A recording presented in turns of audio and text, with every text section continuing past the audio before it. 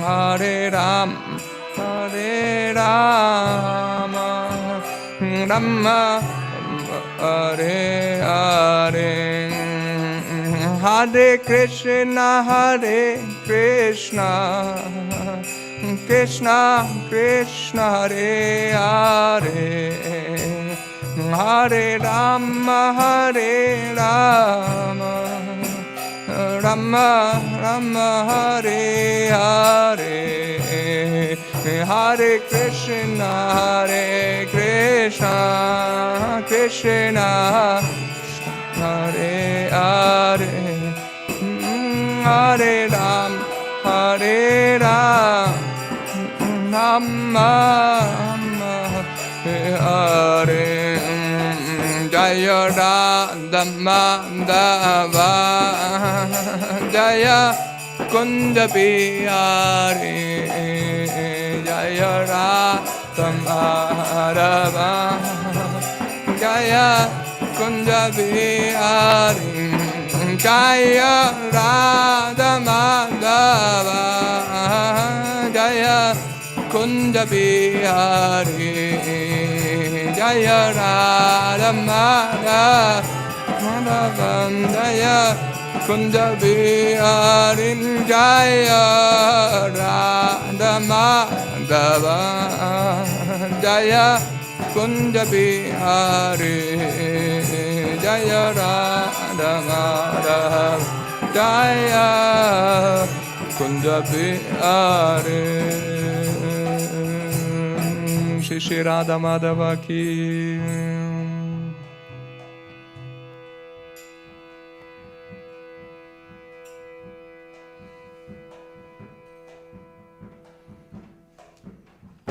Hare Krishna. Thank you very much. Om Namo Bhagavate Vasudevaya. Om Namo Bhagavate Vasudevaya. Om Namo Bhagavate Vasudevaya.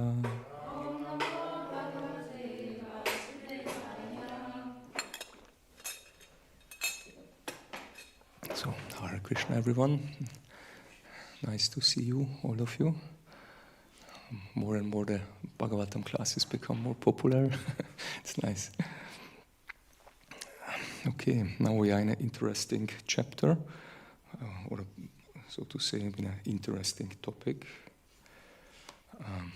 Still in this interesting topic, like in the hellish planets. Hopefully not on the hellish planets. Okay, Canto 5, Chapter 26, verse 12. Okay, again an interesting verse. Evam eva maharoravo yatra nipatitam purusham kravyadanama rurovastam kravyena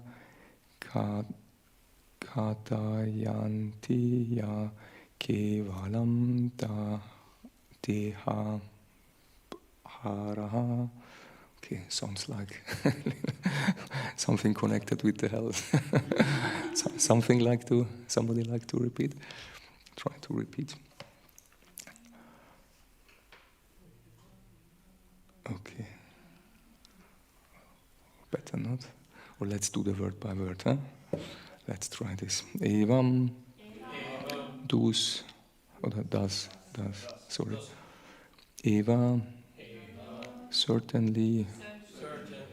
Maharorava,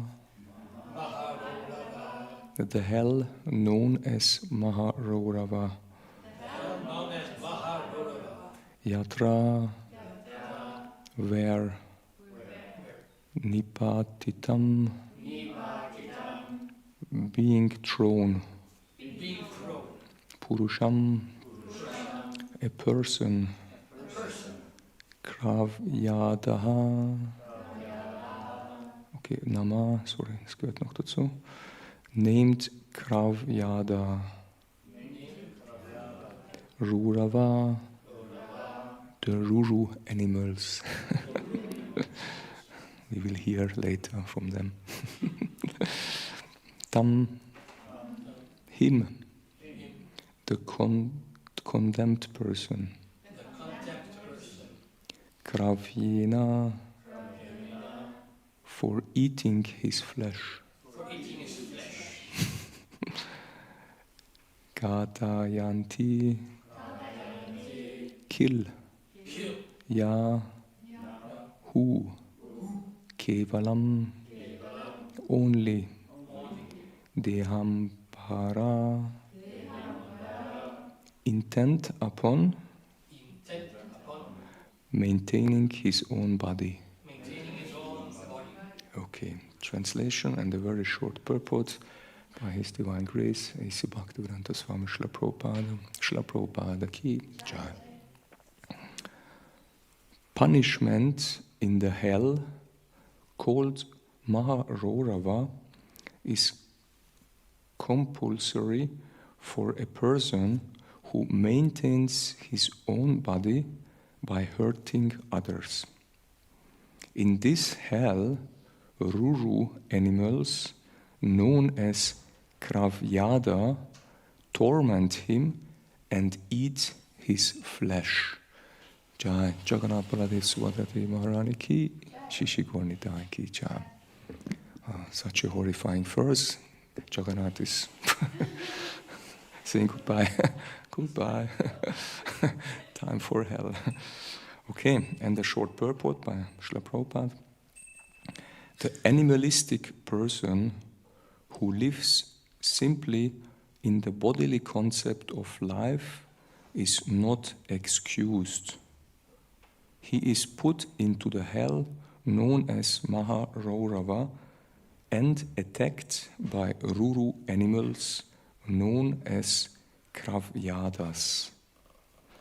Om Jnana Timirandasya Jananjana Shalakaya Chakshurum Militanyena Tasmai Shri Gurave Namaha Shri Chaitanya Manopishtam Stapitam Yena Bhutale Svayam Rupa Gadamayam Dadati Svapadantikam Jai Shri Krishna Chaitanya Prabhu Nityananda Shri Advaita Gadadhara Shivasadi Gaura Bhakta Vrindam Hare Krishna, Krishna Krishna, Hare Hare, Hare Rama, Rama Rama, Hare Hare.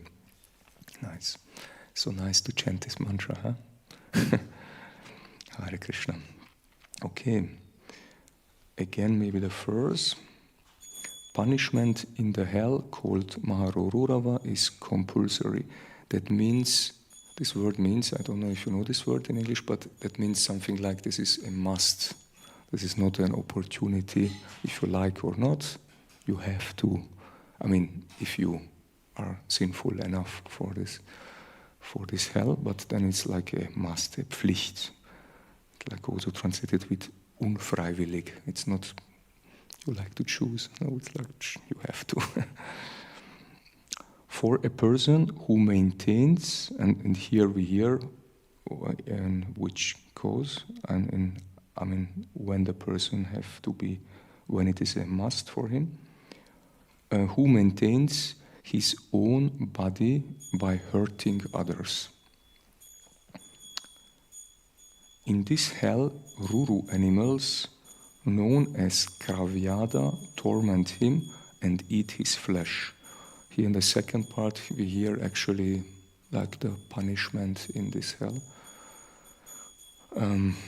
They are like these Ruru animals. We heard last time when I spoke a little bit about how to say, the overview of the hells. We heard about these Ruru animals. And there is also another hellish planet. I think this is only this Rorava, and this is this Maharorava. And this is even worse than this other one. The other one is like a little bit simpler ones, and this is like the more advanced ones in heaviness by sinful reactions. And this beast is actually, these Rora animals. Yeah, they're not so nice. And anyway, let's go okay, we understood there is a punishment on this planet, and this is a must for a person who behaves in a way that he's hurting others. I mean, he's maintaining his own body by hurting others. Is it by eating animals, like those who eat animals? Yes, for example, yeah, this is like, actually we could say, this is like more or less maybe like the main meaning of it. Yeah, it's good. Actually, I will come to this point more. Yes, but thank you for the question. It's actually important because I think this is one of the main things. Prabhupada is not mentioning that much in the purport.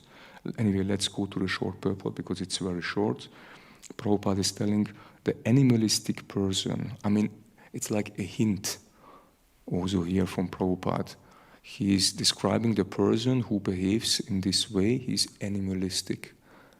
What are animals doing? I mean, they are fighting, they are looking for eating, mating, defending, and what is the rest? What is the one? Sleeping, eating, defending. Actually, if a human is doing only these things on a gross platform, it's not better like an animal. Prabhupada is describing, and what are animals also doing? What we have connected here in this verse? What is what you asked? Eat other animals. Yes. And if actually like a animal like human is eating other animals or other, I mean, hopefully not humans at least, but other living entities, is described as not really better than an animal. It's like behavior of an animal. And Prabhupada, I could guess, that's why he's writing here, the animalistic person, he behaves like an animal. It's usually more for an animal, but not for an elevated human, actually. The animalistic person who lives simply in the bodily concepts of life is not excused. And then Prabhupada goes to he connects with this hellish planet because we hear punishment is compulsory, it's a must. There's no excuse. If he lives that way, no excuse. And in this bodily concept that he's maintaining his body on the suffering of other living entities.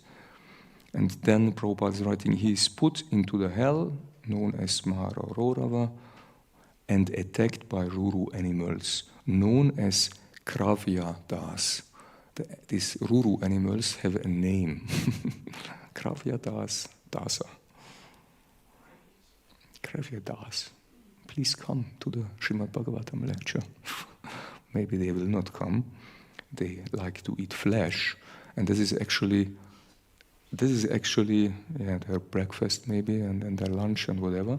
But Kravya means, I looked up a little bit, it means like flesh or consuming flesh or even, what is Leiche? Like deaf body? Carnivore, something like this. It's connected with this kind of words, this Kravya. And Dasa is the servant of the flesh and of the dead bodies and flesh and eating flesh and this kind of things. This is like the name of these Rurus, of these beasts who are causing to the person who has to go there this suffering. I found actually, like we could take like as a question, I found a nice verse in the Bhagavad Gita in the 2nd chapter, verse 21. Veda vina sinam nityam ya evam ajam avyayam katham sa purusham partha kam gata yati hantikam. And the translation is follows. O Partha, Krishna is speaking to Arjuna. How can a person who knows that the soul is indestructible, eternal, unborn, and immutable, kill anyone of cause anyone to kill? And who can a person who is aware of the soul. It means that this person is understanding that we are not this body, not this flesh and bones and blood and whatever. Who can such a person kill somebody else or cause to kill somebody? Actually, it's not possible, because he's in the conscious that he knows that actually the soul is eternal, the soul is a part of Krishna, eternal part of Krishna, actually an eternal servant of Krishna. We should serve Krishna's senses, sense enjoyment, and not our own ones. And such a person cannot kill, such a person cannot even harm other persons or other living entities. Only like in really exceptions, if it's really needed, or like Bhaktisiddhanta. So he told once, like a scorpion or a snake can be killed by a devotee, if they are aware, because they are very envious and very poisonous. And actually, there was also like a story with connected with my Gurudev. Once my godbrother, Subal Gopal Prabhu, was serving my Gurudev in Mayapur, and there was some like, what is straw? I think straw mattresses, like they were rolled together, and he unrolled them, and there were scorpions inside.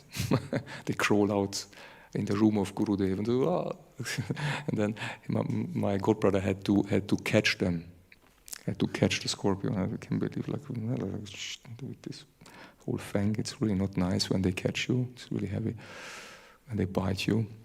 And somehow he got I don't know, like a bowl or something, and he caught them. And somehow by accident he cut off his tail of the scorpion. Somehow he got his punishment. Actually, he was then. I think they can survive also without tail, but they cannot bite anymore. They can run around, and that's it. And somehow then he catch them. He did something below the pen and did them somewhere else. But it's not usual in Mayapur, in this area, that they are. But in some other areas they are. And somehow, anyway, he caught them up. He don't kill the scorpion, but harmed him at least. But not like willingly. It was actually, anyway, it was a small story with a scorpion. Yeah, but actually, someone, or like a saintly or a God-conscious person, cannot kill actually, or cannot harm somebody, because he's aware that this other living entity has also feelings. He can experience suffering and pain, and such a devotee, such a God-conscious person has also some feeling for others, and is aware that actually every living entity is a part of Krishna. Even it's like which kind of animal, like a small cat or whatever, they have also feelings, and they should be respected. And actually, I found some fitting. I was looking up a little bit in the Bhagavatam. I researched a little bit. There are some different kinds of, actually many. There are for sure way more verses and purports by Prabhupada connecting to this topic, to respect animals, but also other living entities, and that they are parts of Krishna. One I found actually in the first chapter, 1:17, 10 and 11. There is described, O chaste one, the king's good name, duration of life, and good rebirth vanish when all kinds of living beings are terrified by miscreants in his kingdom. It is certainly the prime duty of the king to subdue first the sufferings of those who suffer. Actually, a king should look that nobody is suffering actually in his kingdom. Therefore, I must kill this most wretched man, because he is violent against other living beings. Actually, the king is speaking, and this man caused pain to other living entities, to animals, and he's telling therefore I must kill this most wretched man because he's violent against other living beings. Actually, such a person should be killed, actually. Also in different shastras is actually explained, also like if somebody murders somebody, in Vedic shastras is explained, then actually a punishment should be, this person should be killed, actually. Because then his karma is, how to say, vanished, or what is like, it's gone, actually. And the next verse, what I found, is like more like connected with animal rights or equality, I mean, in some sense. It's in the 7th canto, 49. It's like in the purport, like in the terms Prabhupada is writing, one should treat animals such as deers, camels, asses, monkeys, mice, snakes. I mean, he's even mentioning snakes. But anyway, Bhaktisiddhanta made a little exception. But anyway, however, birds and flies exactly like one's own son. I mean, the snake is like a little bit maybe. we have to think about or be careful. Not that we have it as a pet animal in our ashram. Oh, I mean, yes, maybe, yeah, we could try out, maybe better not. But yeah, we hear like anyway, like at least symbolically, we should treat them like a family member, in some sense, at least with some compassion. Maybe not that we are petting and taking in our bed, but in a sense that we understand. Okay, they are also like part of the family, in some sense, in the bigger family of Krishna. How little difference there actually is between children and these innocent animals. I mean, they are not so conscious, actually. I mean, sometimes I can remember if I watched on the street, mainly when I was on book distribution, small animals, mainly dogs, and they was bound in the front of a shop, and how to say, they got shopping, and the dog stayed outside and looked around, and somehow it's sometimes really compassion with these animals, because you see they are not so much aware, they are really, they are based on very simple, how to say, simple living and not so much high thinking, but still they are like, they feel something. And the next verse I found in the 4th canto, 26:6, there is described, if a king is too attracted to eating flesh, he may, according to the directions of the revealed scriptures on sacrificial performances, go to the forest and kill some animals that are recommended for killing. And for a kshatriya, for a king, it was on that time recommended to kill some kind of animals, and I think also to make a regulation in the forests. If, for example, I don't know, like too many tigers are there, they're bothering the deers or whatever, then they had to kill some tigers or whatever. Like that they keep the balance a little bit. They had to have some rights, or for some different animals they could kill. But one is not allowed to kill animals unnecessarily or without restrictions. The Vedas regulate animal killing to stop the extravagance of foolish men, influenced by the modes of passion and ignorance. I mean, we hear clearly that this is not allowed to kill animals, especially not unnecessarily, but also not for satisfying our tongue, because this is not okay. There is another one, there is a part of a purport, also from the 1st canto, 8:5. The killing of innocent creatures is totally forbidden, Prabhupada is telling. But in the age of Kali, they are not properly protected, the animals, anymore. Yeah, unfortunately. Or at least only some few. like cats and dogs, yes, but for example not cows. And this is not, I mean, they are actually, we know the difference. I don't like to explain, not that somebody is bothering me, that the cats are not important or the cows, yes, but still we know there is some difference. And yeah, but on a higher platform, actually every living entity should be respected and cared, not only the cats, for example. Yeah. Okay, then actually, I have a short illustrating story. I found a story from the Puranas, and they are actually describing also our hell here, what we have in our verse, this Maharururava.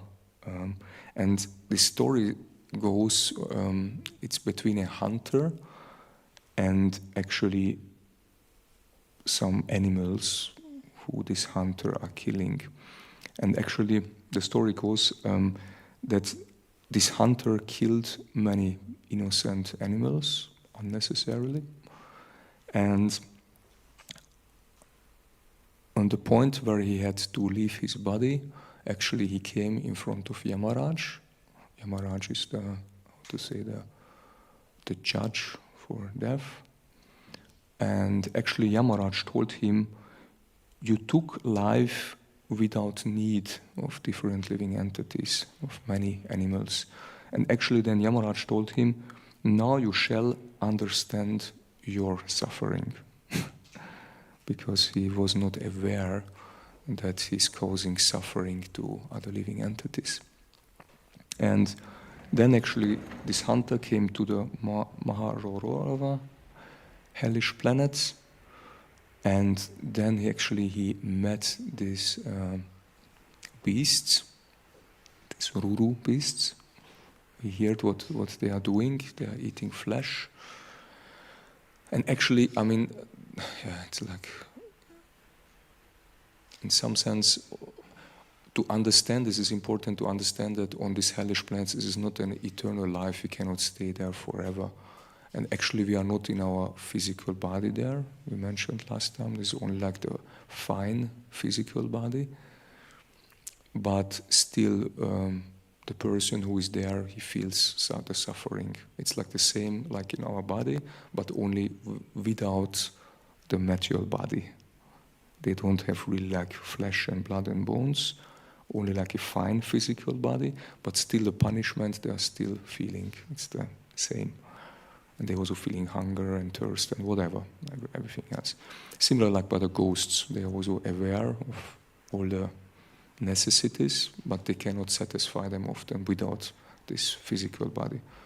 And that's why they're suffering a lot, actually. Anyway, and then this hunter faced actually these Ruru animals, and what was really heavy, actually, he watched into the eyes of these Ruru animals, and then actually he realized that these animals was the same animals like he killed before. He was like shocked, man, it's like the same creatures I killed not so long ago. It was really heavy for him. And it is actually described, I think, in the Garuda Purana, that these Ruru animals, these horrifying animals, and they look really ugly. They are representing actually the fear and the suffering of the living entities who got this punish. I mean, who was killed, for example, and they suffered. And these Rurus are representing this suffering and this fear of these animals from before. It's actually really fearful. And if this person is facing these Rurus, actually he's facing this fear, what these animals, what he caused to these animals. It's actually really not so nice. Anyway, and then actually this hunter started to cry if he recognized his suffering, that now he has to suffer. And then he cried out that the Rurus cried out that actually you was killing us and eating our body, and now we will kill you and eat you, actually. And then they did it, and after some time, because the person is not dying, so-called, in this fine physical body, is all the time, again and again, experiencing this suffering. And actually after some time, when the punishment is so-called enough, or when this person is recognizing what he did, and he's somehow sorry for it, and somehow he's like, he goes in what is like in a puse, or like what is puse? Or he's recognizing what he did, that he did something wrong, and after some time, then his bad karma is so-called over, and then he can go on. Then he leaves this planet, this hellish planet, and he has to take birth on, maybe, for example, on the earth, maybe like as an animal or whatever. But then he has to again take birth somewhere. But anyway, then he recognized actually that his evil actions, the hunter recognized, and then he was crying that I was blind, and if I can, at that time when I was killing you to the Rurus, I was blind, but now if I can return back, then I will do it in a different way. I will not harm you anymore, or I will not harm animals anymore. And he was crying, actually. It's actually good to say that, I mean, these hellish planets are made for, for that we are, what is that we are? Yeah, that we are reformed, yeah. Thank you for the word. That we are reformed, and then we learn something, and then we can go on. And hopefully we learn it. And we will not do it afterwards.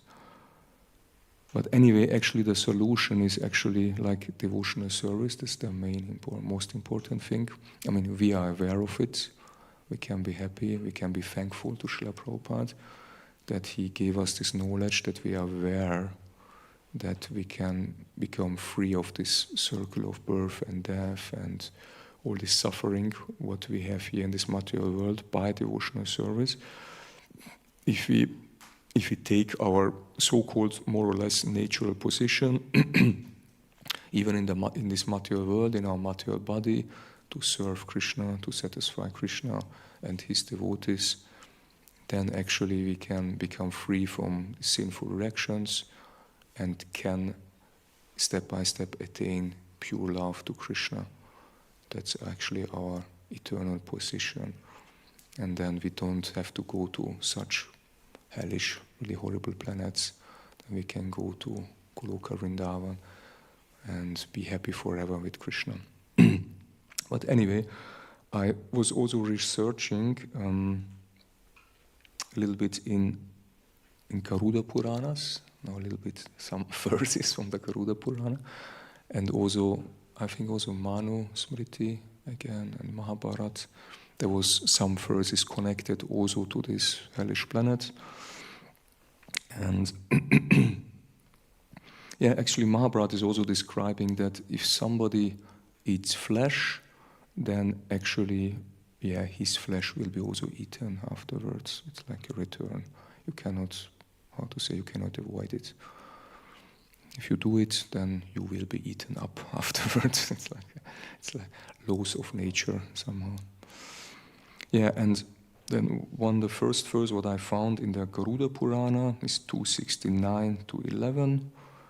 There's described those crucial persons who nourish their bodies by injuring living beings are cast into the hell called Maharorava, what we hear now. There they are tormented by terrible beings called Rurus, now we hear a little bit from them, who fed upon their flesh again and again. Even as they cry out in agony, their bodies regenerate only to be devoured repeatedly. It's not so nice, but that's the hellish reality. What to do? devotional service. We should do devotional service. Another verse from the Garuda Purana, 2:16-12.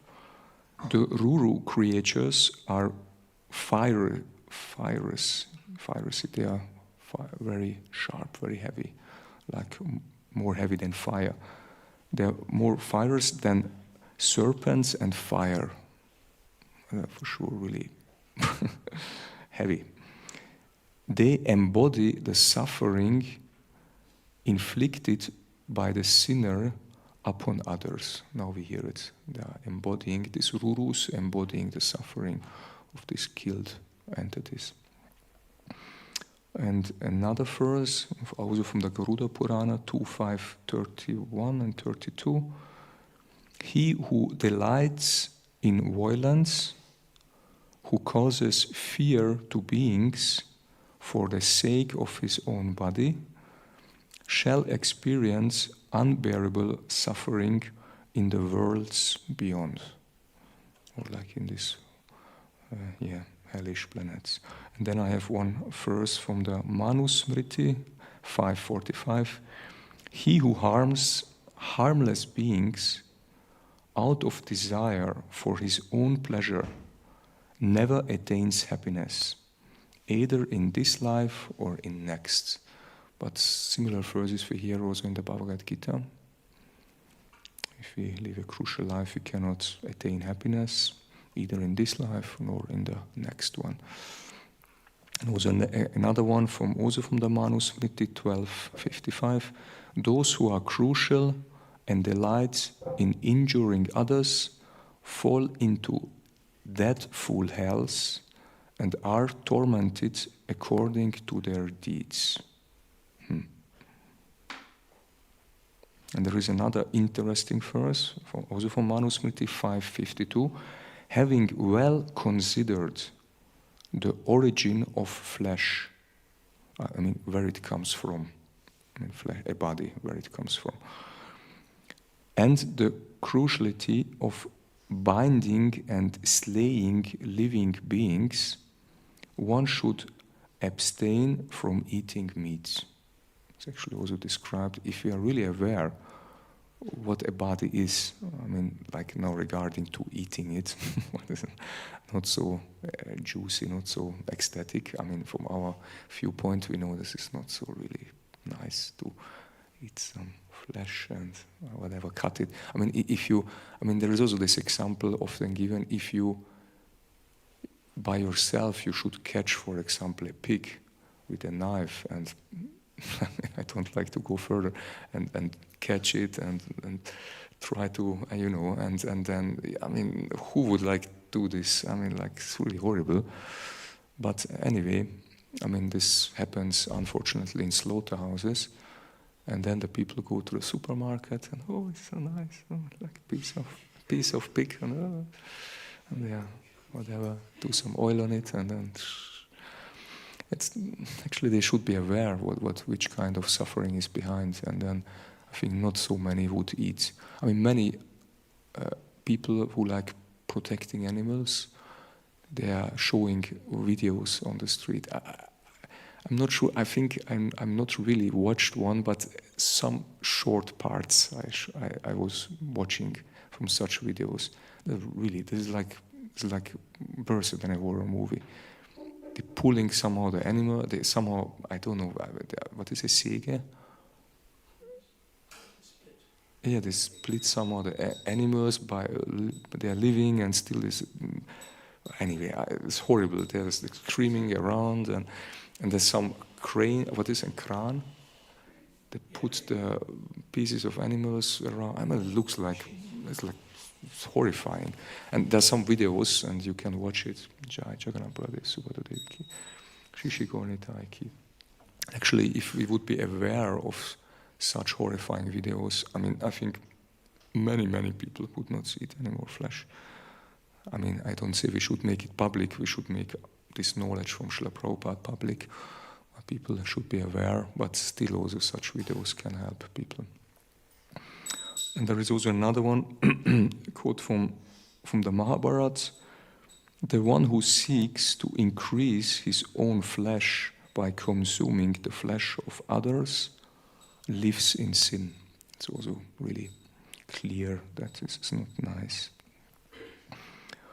Yeah, actually, the meaning is now we should be aware that, for example, now we went into the topic to eat animals, or eat the body of other living entities. We could say, somebody could ask, we are also eating the body of other living entities, for example, for plants and whatever vegetables, but this is actually according to the laws of nature. Some different entities has to live on some other entities. Like for a human, it's normal to live on grains, on vegetables. But the point is, we should offer it to Krishna, because he's the source, and this is okay for flesh. Is not okay for a human, because also we see by our teeth, we have not really teeth like a tiger. He has more sharp teeth, and he has a small, what is darm in English? Vein? Belly? What this is not, I think belly is not intest? Anyway.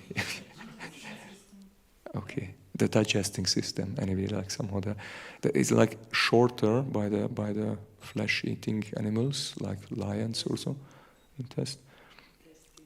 Intestine. And for us, we have a longer system, and this is more made for vegetables and nuts and fruits and grains, not for flesh. We can eat flesh in some circumstances. It's actually described in the Bhagavatam that it would be okay to kill, for example, an animal if you are in a real emergency situation, maybe like in a war, or you would be dying. Then you could do it, because then in a higher sense, because you are like a human being, you can turn to God. Then actually, if you serve God in a high consciousness, you could eat the animal, but only in very rare exceptions. Then it would be okay, but not only to satisfy the tongue.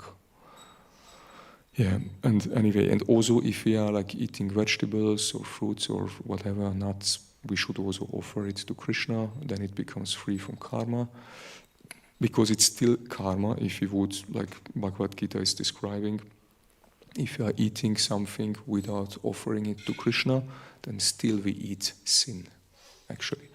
Actually, we should offer everything to him in love. Okay, I think we got the sense of this planet.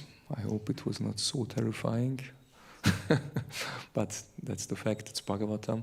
And somehow I was looking up a little bit, anyway, I think even Madhvacharya, told that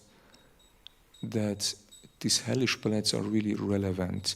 And actually, so far I now meditated and researched and was reading. I also believe, because some are telling there may be like, not myths, but something like, what is like,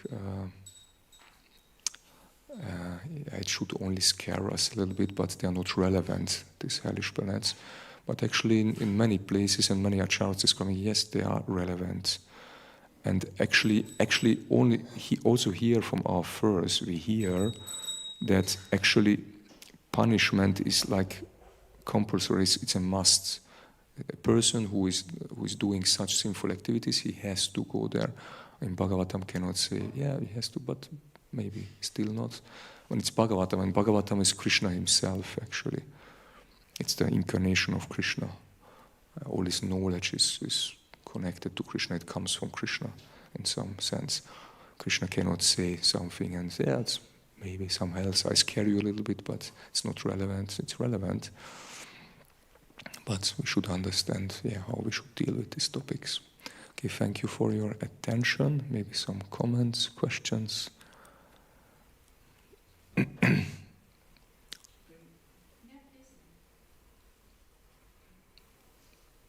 Yeah, let's do. I was thinking, because, for example, sometimes we kill mosquitoes or insects, and so we are next life and we burn us. It is described actually. This is like the standard topic. What to do? Can we kill them? Can we not kill? There is also one explanation in the Bhagavatam that enemies or how to say, aggressors, you can kill. But still there is also another explanation that actually like a mosquito is also like very unconscious, and like we hear like our son, or it's like a small living entity, and he's coming and he's trying to get his breakfast or something, a little piece of blood or something. And we could be also compassionate with him and say, okay, this small mosquito, I mean, okay, it's a small bite, but it's not so heavy. Maybe Krishna Prema Prabhu has some. Oh yeah, this is. Yeah, I mean, yeah, this is a different thing. Yeah. In that sense, I would also recommend, please kill them. I mean, what means please kill them? Not that I'm here the recommendation for killing animals, but in that sense should be relevant for sure. Practice. More rhymes. Or such cream or whatever. I think they don't like citrus fruits like lemon or so. Anyway, there are some different things we can try to avoid them, that they're not biting us. My question was more like, do we have to be born next life to be killed by them, or like if you're killing them, or because in our past, I mean, before coming to Krishna consciousness, maybe we killed some, I don't know. a lot. Cockroaches. Yeah, a lot of them. Yeah.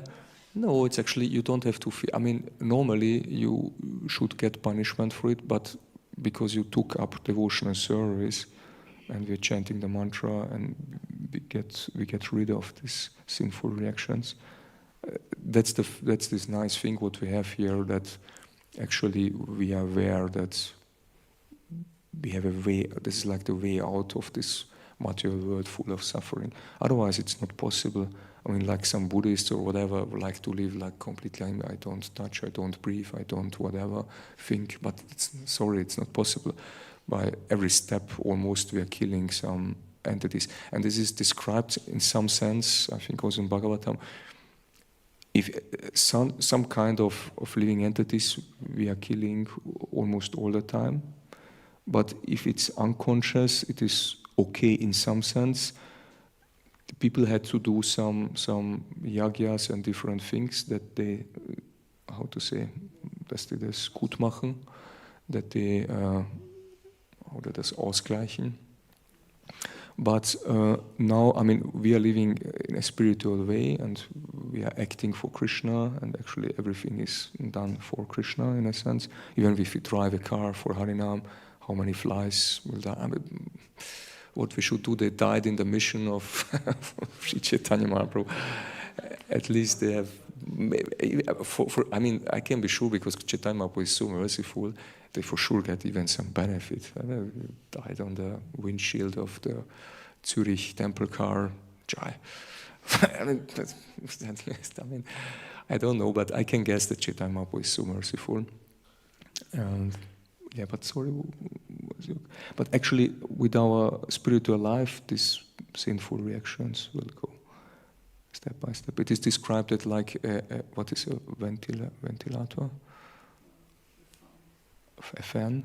If it's going on and you pull out from the plug, the fan, it still goes on, but at some point it will stop. And like our reactions, we started spiritual life, there are some reactions made there, but they will stop after some time. But it is also to understand, this is important, that it's described if you think, okay, now and sometime the sinful reaction's gone, and now maybe I could start again.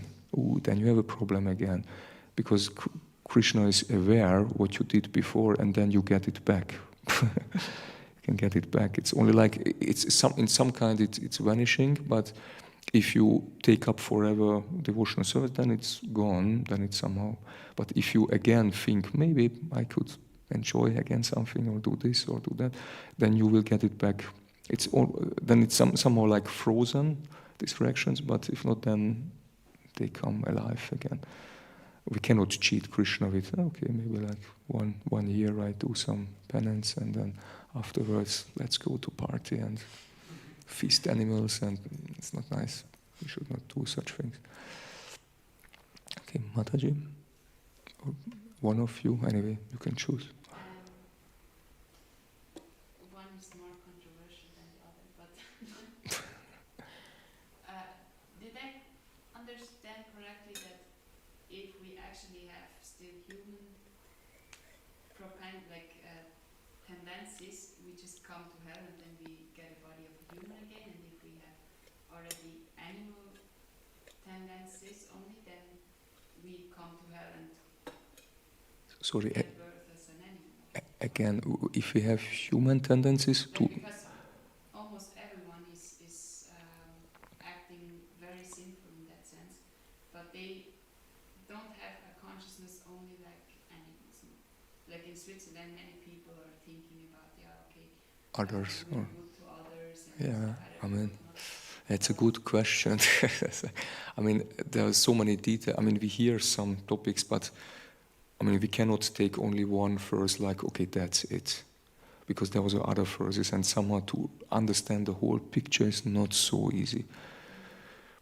And actually, I think it's not up to us, it's up to Yamaraj, and he will decide, okay, was this person like religious, or according to some rules, regular, what he did and what he not did, and then it has to figure it out. I think this is not an easy thing, especially for us. We are really conditioned, and in our situation here in Krishna consciousness, we can be happy. We are so far safe if we are following, so kind, in a good way. But if not, for people outside, I don't know what they have. There are different kinds of, maybe they have to still, maybe if they are religious, they have to go a short time for hellish, how to say, regeneration, and then, but still they get in a better birth, because they caused some, I don't know, it's like a little bit like a tricky question. But Because we also hear that someone is in mode of passion, mostly they become a human being again. yeah, But usually they do all these things, so yeah. probably they go to hell, suffer a bit, and then come back, and then people who are really in ignorance, they suffer, and then they have to... I don't know how exactly, maybe if they have some more pious things, I mean, still they don't get that's much nice body, or even maybe like a human body, but still conditioned in some way to passion or whatever, ignorance, and they still have to continue somehow their behavior, but still they got some kind of punishment maybe in hellish planets, and hopefully maybe it causes also some fear, and then maybe next in your so-called next life, when you're in this condition, you are maybe afraid of some kind of things, and then you are maybe more aware, and hopefully it helps this person to stay away from sinful activities, or at least some kind of, or hopefully, or at least for some time, and maybe then he will catch up by others because they're doing, and it's like a tricky thing to figure out all these things. But yeah, I hope I could answer a little bit. What's the other question, or you had another? What you think about milk? Oh, it's another topic. Yeah, it's important, but it's maybe a difficult topic now in the end. But it's very important, and yeah, for sure, we know, all of us, we know the best would be own cows, ahimsa milk. But I mean, how far we are from this topic, that's the point. I mean, the theory would be good, or the thoughts, but where is the praxis? I mean, we are a little bit far away from it, I guess. But for sure, we should not give it up, and we should be conscious about this topic, and may at least try, in some sense, to go to this direction. For some more relevant, for some less, or some can do more, some less, but anyway, we should at least preach this consciousness, and try to help people to go in a higher consciousness, and then hopefully others can also take part and help. We can do what we can do. But, again, to your question, I think it's a little bit more far away, this with milk. We have in some farms and some, but it's really not so much. We should really improve it. But maybe times are changing, and then it becomes maybe more relevant. Then maybe we are forced to do it. Yeah, Often by force it's easier. I think we don't do what we can do. I mean, we are doing. Almost nothing. I mean, yes, we don't do that much, but we could do more. But even to maintain the temple, we have to do so many things, and then step by step we are doing. We are preaching, we are distributing some books, and sometimes we are in Harinam, we are doing this, we are doing that, and at least we should make progress. I mean, this is also very important, and then we can inspire others by our purity. At least we should do what we can do. Some can do more for others, some more for themselves. Whatever, we should do something into this direction to go further and do the next steps. Okay, maybe if somebody likes short questions, maybe Mataji before and then you. Is it okay? She was also. I just wrote it down maybe that's easier. Also because it's connected to the topic that she rose, and also because you've been on book distribution, so I don't know if that's. Can the accepting that Jesus died for us and baptism, which they Sorry, can we accept that Jesus died for us and baptism, like in water? what? Baptism? Baptism. The Baptists. Like way of the initiation. Which they consider as rebirth, so like. Oh, your question is if we can accept this kind of understanding, or No, can the accepting that Jesus died for us and baptism be compared to us surrendering and taking initiation? And is a Christian way also protecting them from their past sins if they stop from that point on? Phew.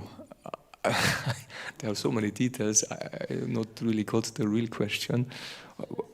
Can we separate it a little bit in some parts, or Okay, then it's two parts. it's a little bit too long and there's so many details. I don't know what. Sorry. Yeah, so okay. Then I can answer in English. Anyway, or maybe one part in English. It's also good. Maybe.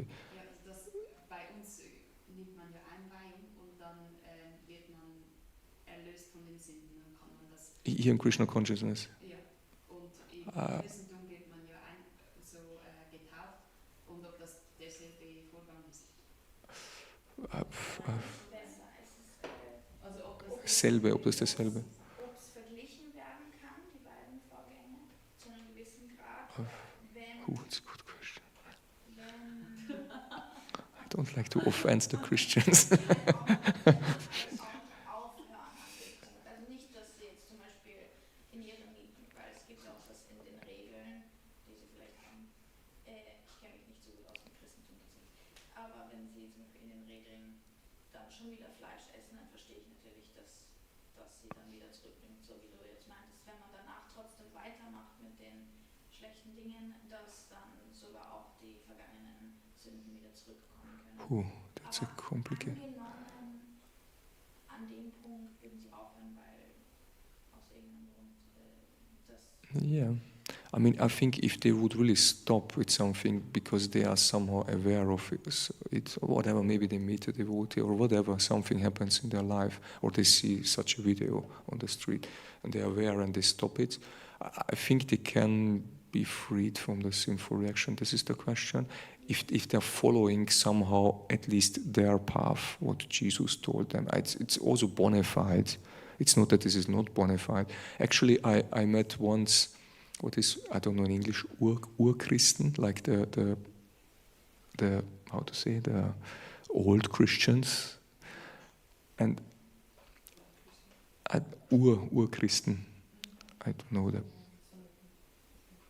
or in English anyway, the original ones, and they were from the old tradition, and I spoke once with them really personally and privately, and it was in Graz some years ago. I met them, And they told, I showed him the science of self-realization and different topics we discussed, and they told, yeah, actually we believe the same. We believe in reincarnation, we don't eat flesh, and they was like almost the same stuff. And actually, like from the origin, it should be like same, similar. Anyway, there is also a book, the Bhagavad Gita, the Bible as it is, or something like this. It was, I think, it was translated or written, I think, even by a Swiss devotee. I read it. It's really interesting. There are different parts of the Bible explained from our viewpoint, and actually there's also the different topic like celibate lifestyle and no flesh. There are many verses in the Bible, and they are even, I think, even more clear than in our scriptures sometimes. But somehow they interpret them in different kinds of ways, and then something comes out, but actually clear by them also. Maybe once I can prepare from this scripture, I will prepare a lecture. It's really interesting. And many, many nice topics from the Bible, really enlivening and really clear, actually, if you understand it in the right way. I think if they're practicing in a nice way, it's hard question, but even if the flesh, I think they get the reactions, some. But still, because they are pious and more religious, like it's better, and somehow they advance and get rid of some sins, but still they do also some sins. It's like a little bit hard question. But still they can advance for sure. But way more harder than we, because we are avoiding all these really sinful activities. So far we can. But they're not even aware of it. But on the other side, they don't get the same, not so heavy reactions because they are not so much aware of it. If somebody is aware of a sinful reaction and still is doing, then he gets a worse reaction than somebody who is not aware of it. They still get reactions, but not so heavy ones. Anyway, there are like many, many, many detailed topics. Hopefully it was helpful. Because you mentioned now the old tradition of the Christians, do they also believe or accept that Jesus died for them? Is that also counted for them? Or? I don't know. I'm not sure, but even I think they aware that Jesus is not God, that he's Son of God. I think so far I can. They're more like in a more like a little bit more aware conception of how our religion was really. They have really nice aspects, like really similar ones, and that through a guru, like through Jesus, you come back to God, and something like this. They have really good understandings, actually. I mean, I was thinking even like what we live. I mean, if I would not be a Hare Krishna or I would not be aware, then I would live so like they, because it's really, really similar. It's really almost the same. It's not some, they don't chant Hare Krishna, but they're chanting other mantras or whatever, or prayers, but the process is very similar. Okay, thank you. And Mataji, then we end.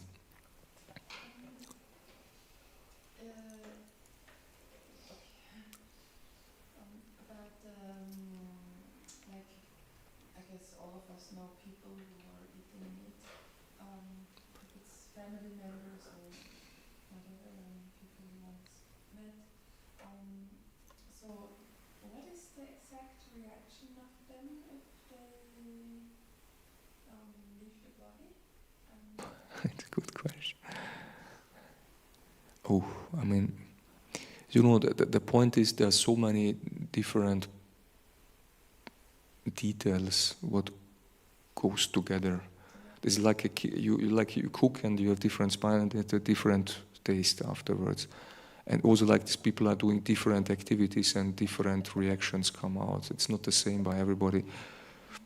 Some are more pious, some are less, some are this, some are that, some are eating more flesh, some are eating flesh with more conscious. It's also even maybe better because they are like, okay, I'm careful and not so much. And maybe they're a little bit aware I'm harming others, but they're different. Actually, the consciousness is also an important thing. It's all the. Some even say I met such people to say the animal it can develop if I eat while I eat it. What? That they eat the animal and how they can elevate. Not kill the soul, it will develop and become better. Maybe at least, even if it's maybe not true in our case, because it's killed, and from our philosophy, this animal has, or this soul has to take again this kind of animal body again. For example, is a pig and it's killed, and this soul in the pig has to take again birth in a pig body, because he don't finished his pig mission in this pig body, because he was killed before his life should end in a normal way. He should, for example, spend, I don't know how long pigs live, but he should, for example, live 10 years in a pig body, and if he's killed with his 6th year, and he's 6 years old, the pig, then he has to 4 years at least live again in a pig body. And that's why it's not correct that he's elevating in some sense, but at least for the person who has this understanding, it's maybe a higher understanding, because maybe he thinks, okay, maybe it's good for this animal, Even only that thought that he's aware of something, and in a good way, maybe this is even more pious than somebody's only eating without consciousness and say, okay, I don't care if these animals are suffering or where they go or where they not go. It's more ignorance. And this other understanding is more sattvic, it's more conscious. I think it's even better. I think it makes a difference for the reaction. Mercy for the pig who could not end its life and has to come again for the pig. I mean, if you chant Hare Krishna for him, then yes. Or Can be liberated and take birth as another entity? if they got maybe prasadam, or somebody chants for the pig or whatever, then yes, because then you can help also the animals, because you can also, in your mind, or you can forever pray for somebody, and that it goes to this soul for the benefit of the soul. This you can do, for example. And then he got a benefit of it. He's traveling somewhere, this soul, and he's maybe on the way to his next big life, but still some benefit, spiritual benefit, maybe from your prayers, or from somebody this soul got. And then he gets some benefit of it. Whatever, I don't know, this details, we don't know. Yamaraj has to figure out what it is. Maybe he's to live shorter in this body, or whatever. Or maybe after this big life he gets a more elevated body, or quicker advances. I don't know, but something like this. Okay, so there's also a way for relatives or souls who are eating meat. Yeah, you can pray for the relatives also, and that they make spiritual advancement, for example, or that they are more conscious. Whatever, you can give them prasadam. I mean, we have different ways what we can do in our capacity. Okay, let's end. Thank you for your questions. Hare Krishna. Shla Prabhupada ki jai. Gurudev.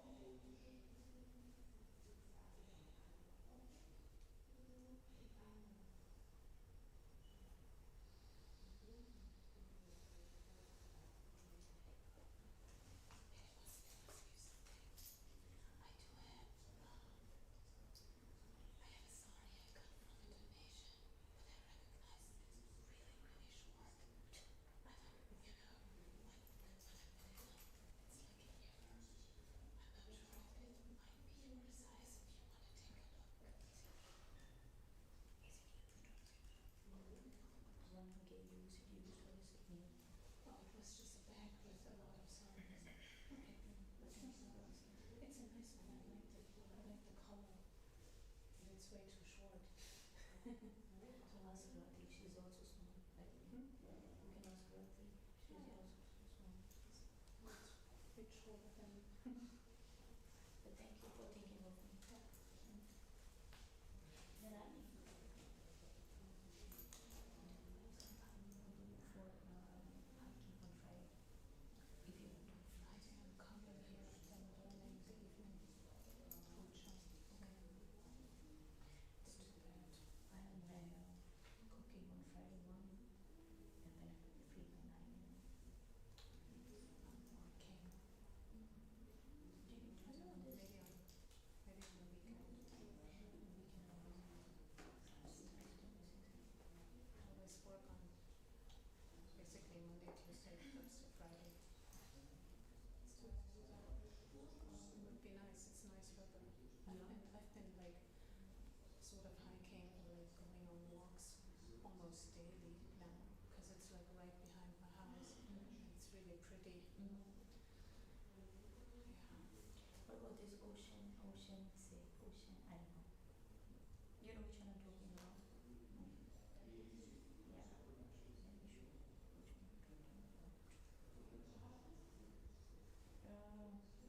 Let me show you which one I'm talking about. Ocean and sea. I don't know where that is. It's really beautiful. Have you been there? Have you seen pictures? Pictures. It's really there is lift like that cable. You know? Oh, Kanterstedt. That's far. Yeah. It's like 2.5 hours. I mean, you can go to lakes much closer. You know, Because the view up there is just breathtaking. It's like another world, you know. I know. I'm usually just hiking up here. Where is it?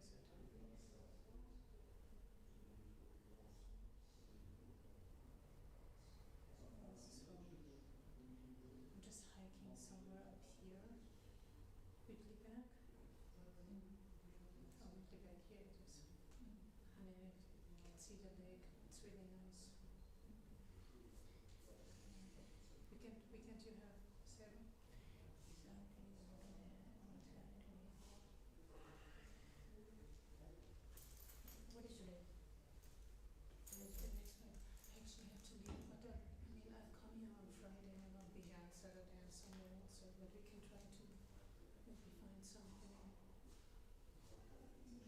don't know, maybe on Sunday if you want to skip the feast or something. Sunday cooking dinner. Oh.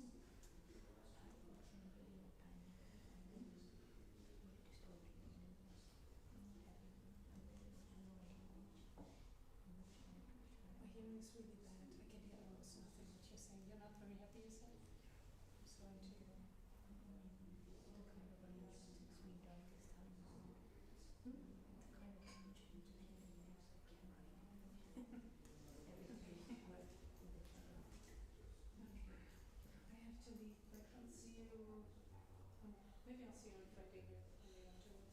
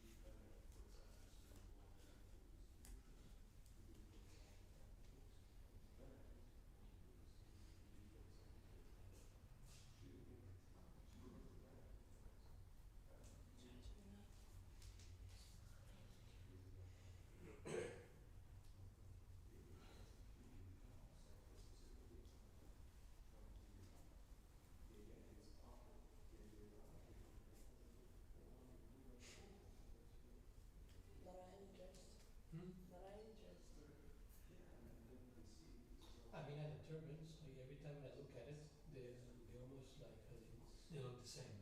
I mean, Not at all.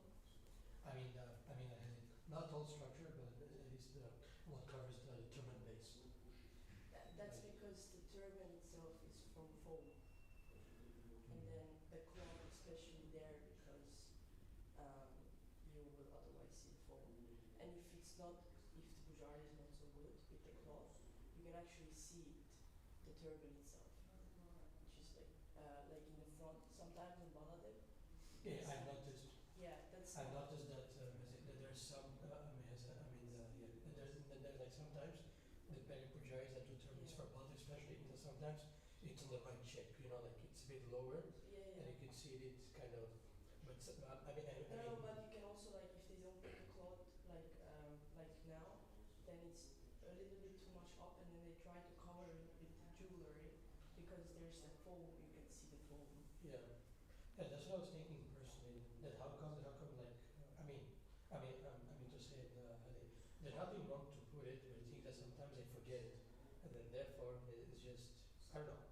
Like for me personally, like when I look at Baladev especially, it just looks a bit strange when it's something empty without it. Because if there's a jewelry, then it looks more presentable. It looks like it looks But more also Baladev sophisticated. is very difficult to put a turban on. Yeah, it's true. Because his head is very bald. It's very round. Yeah, that's true. And Because Jagannath's one is more flat. sometimes the chadar, you cannot put it on because it will just, the turban will fall off. Like if you attach the chadar, because they attach the chadar to the turban. Yeah. I would say that it's not the only temple that has this.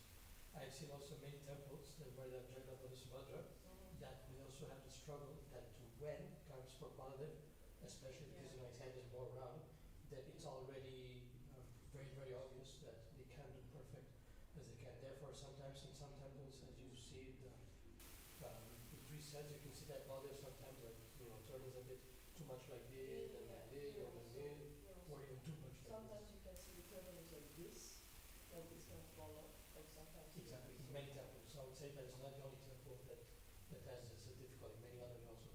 But also here, like only one pujari is just Jagannath and Gauri time. So only like on Sundays or on like not special days, but like when we have two pujaris, like today one pujari can go to the Gauri time and Jagannath. So you don't really have so much time to Yeah, true. because you have to wash them and stuff.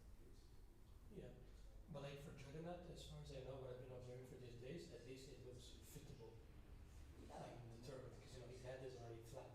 Yeah, and it's square. You just put it on and it's stuck there. The only thing what I found a bit strange, kind of, it's with maybe not with Subhadra because this one she's very well decorated. But if you look at small Subhadra, most of the time it's a bit like shown head. Oh yeah, you know sometimes they put the ribbon in front. But it depends on because if one pujari is dressing, then the one who is doing Shiva puja has to dress the jhatas also.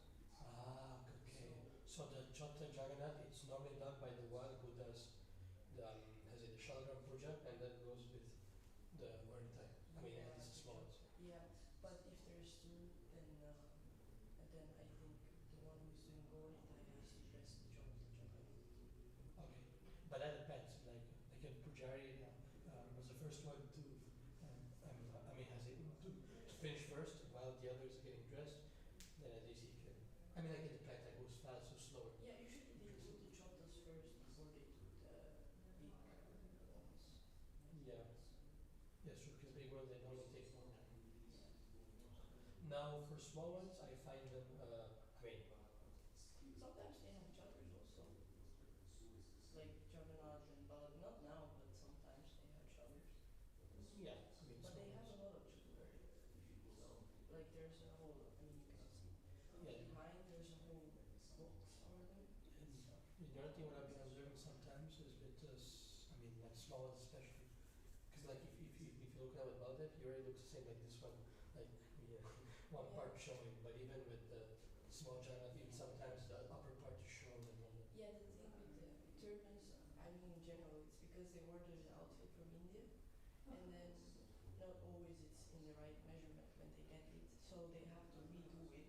Yeah, of but you course. cannot have it, you cannot try it on the deity, so they just, like some turbans, they just like make them and hope it fits to the deity.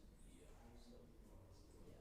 Now for Gordy type, what I have been observing, besides, Baladev, whatever, I've been observing Gordy type that sometimes, like with turbans, I would say, Yeah.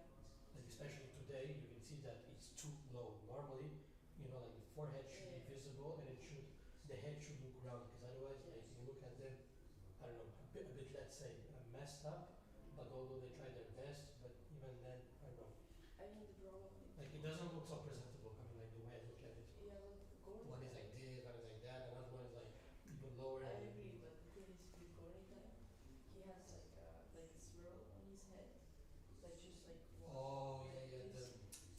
this Yeah, thing. yeah, but then for the turban he has this thing which is like just like a spiral. Yeah, the Then spiral. you put on the head, and then the thing is if you do it wrong, the pins will go to his head. So a lot of That's true. pujaris have struggled with that because I'm a pujari not in the evening, so I love Yeah, to see but a you lot. have been observing when it comes for undressing and even Yeah. and then even the dressing for Dasharati. Yeah, so there's a lot of because the thing is for some reason they spend a lot of time in Jagannath. They try to make him open, and then they're like, oh, I don't have so much time. And then That's what is like That's what I was already assuming. That every day when I take pictures and when I come to city Siddharshan, I always observe that how come these three they look so opulent. yeah. But like for instance with Gornitai, it's like they sometimes like they look so beautiful, like when it's like wearing the turban, but sometimes they make it more simple. Like today for instance it's more simple and other days more simple. Yeah, It's more well, tournaments. now you will see that some on I think Saturday there will be only like 2 inputs on doing Jagannath turban because Yeah, someone that's is what I learning- noticed. Someone is learning. Not every day, Yeah, but but I've seen it could some be- days. Yeah, someone is learning how to dress in the morning. Some days they just make it more simpler turbans. Yeah. And there's the pujari, the head pujari is kind of very, he likes to keep it very simple, so he puts less book than 2 hours maybe. But yeah, for Goni Thai, usually the turbans are done like 6:45 or something like that. But you have to, clean the altar, and you have to put the vases and chottas. And I was even thinking, like, how are they able to dress the deities? Because, I don't know, in my impression, like, the platform, it looks a bit high, and for someone to dress them, they'll have to climb on this. Yeah, the thing is, Like, how does it work?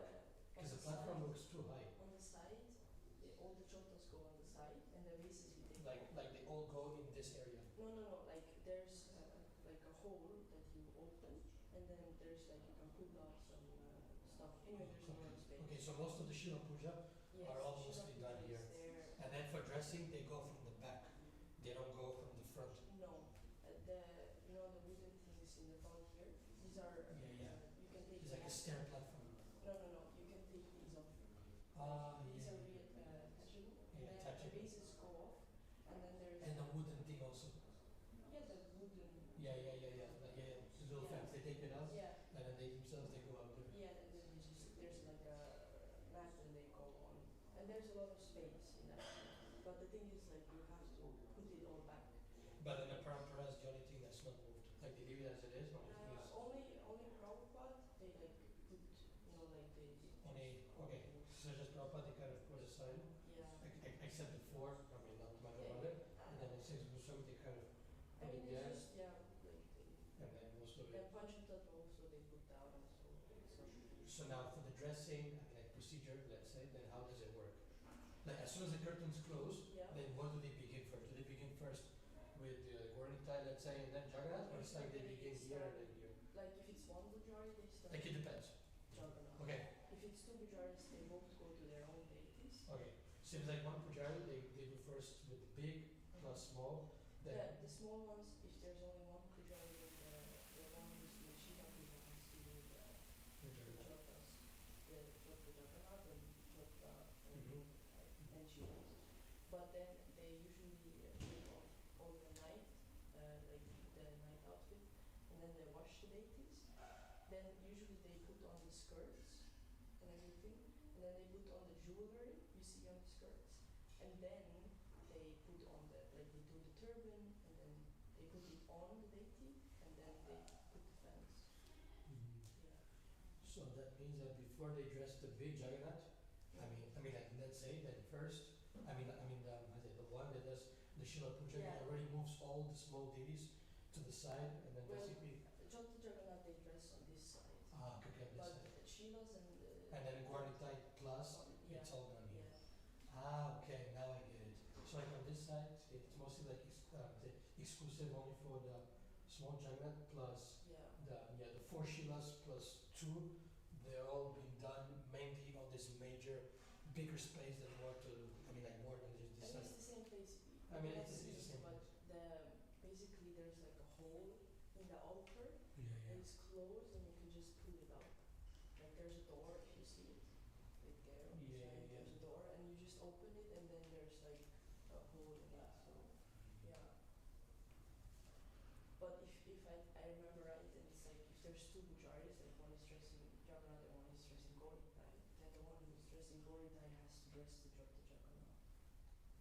And then the Shila Puja does only the Shila Puja and the Jota Gauritai. Well, I find it more sense.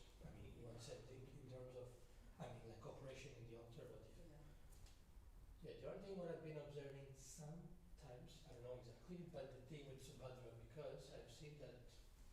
Okay, because the thing is you can see something is there. Oh, So the yeah. thing is, what I mean to say is that sometimes, like whoever dresses Janama Subhadra, normally for Subhadra they cover with this one tissue cloth that kind of doesn't show the, let's say the skin of the deity. The problem with that is like most cover it, but the thing is that with the head pujari. Like today, it's already like equals. The head pujari in his teaching, he thinks that this is how they're suffocating the deity, so he doesn't like to put it. Yeah, I also find it the same. Like when I look at it, I also feel this impression. That's why I would rather prefer that, the way the deity is carved, Yeah, you cannot really cover it with skirt, so that's why they put the scarf. But yeah, he says not to put it because he teaches that way not to put it. yeah. Because Jagannath and Baladev are fine, so. Yeah. But yeah, any design is different, and we still follow like some standards, but mostly they do. Okay. I find like this deity is very rare compared to most of the temples where they have giant Subhadra, because at least these ones they're very specific. Like if you look at the big ones, they were actually carved from the same copy from the small ones. That's why if you look at them, they look exactly the same. Because because like from my understanding, what Sachi Suttamataji told me is that actually these deities, the bigger Jagannath, they didn't come from India. They were actually made here in Switzerland. They were made in somewhere in the basement of the house, and it was made by the same devotee that he was copying from the small ones. So it's like in his workshop, he took like the small Jagannath, and from that, with a piece of log, he was just carving to copy exactly how it looks. The small ones. Yeah, I know. That's what she told me. Like from the very beginning when Prabhupada was present, because the previous temple was in Geneva, so that time they only had big Gornitai, the small one. Maybe not this Chota Gornitai, but there was the previous Chota Gornitai before these ones, and then there was Janama Subhadra without the Shilas, like back in those days, in 1975. Radha Gopinath also. They had Radha Gopinath deities they have here. Oh yeah, you mean the marble. Yeah, they have, but they're sleeping. They Yeah, won't come out like. Yeah, the only is for Jamashtami and Astami. Yeah, and the streamen. Okay, so those big Radha Krishna, they were actually used back. They used to be in the previous I temple. remember that they used to be previously, yeah, but maybe I could be wrong, but they're quite. Anyways, at least when Prabhupada was present, there was only big Ranita and small Jagannath. In previous temple Geneva, from Geneva they were shifted to one more city, which I don't remember the name, it's in German, and then they were moved to Zurich. So the thing is, they were moved 3 times at least, the big Ranita.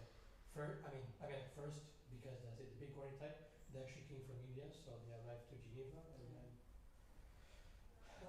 the dungeon, something in German, the city, they were moved there, and then finally to Zurich in the early 80s. They were moved. Oh yeah, and then you also have to change backdrop. That's also one. But that's, it depends because of for the seniors, it's quite difficult because it's heavy. You have to run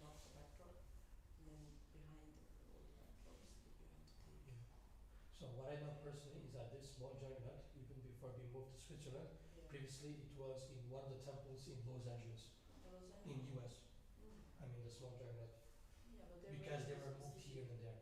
Like I like how they look because it's not the regular like Yeah, yeah. very Prabhupada, he actually saw these small ones. They were actually during Prophet's time. Only the big ones, they were just later because, yeah, someone asked to please make the copy version. Mm. So anyway, so the only dated were Prabhupada's time was only these two. The rest of them, they were all later. Yeah. Now, small body type, I'm not sure because I think they had the previous ones, the previous trotas before these ones. I don't know. Anyway, I was designing the book, but I didn't really. It's in German, so I cannot read it. but the big Jagannath, they came more recent. They came like around 1984. The Yeah. big Jagannath. So actually, they're more recent. Yeah, they're. And even more recent are the Shivas. So like first were Gornithai, which previously were Geneva, then, not Gornithai. First were the Jagannath, because they were already there, and then Gornithai, and then this and this. So like the Shivas, I would say they're much more new to be in this temple more than most of them. I mean, compared to the average of years, in the older. Yeah. So yeah, the Shivas are more in, they're like the new members, new members in. I mean, it's still not so new. Like it's been at least. Exactly, not so new. Yeah. But they were not, let's say, in the 80s or the 90s. They were just joined like in the early 2000s. Let's say around 2000, I don't know, 10 or 11. Yeah. They just had arrived, so it has been a few years lifespans. Yeah. What I've noticed is that also, if you look at the older picture from the 80s, is that the painting of the Jagannath were a bit different. The mouth, they were more thinner. Yeah. But this time when I look at it, it doesn't look the same as they used to have from the previous Yeah. pictures. Like this one, the way they did, it's too thick. But It's they not also thinner. used to. I mean, they repainted them like. Yeah, that's what I'm saying. Even the Gornithai. If you look at the previous pictures, the Gornithai, they looked a Yeah. bit more sophisticated. They're But all now, recently painted actually. Like even the Jotas were repainted. yeah, that's what I thought. They don't look the same from the Yeah. picture that you see.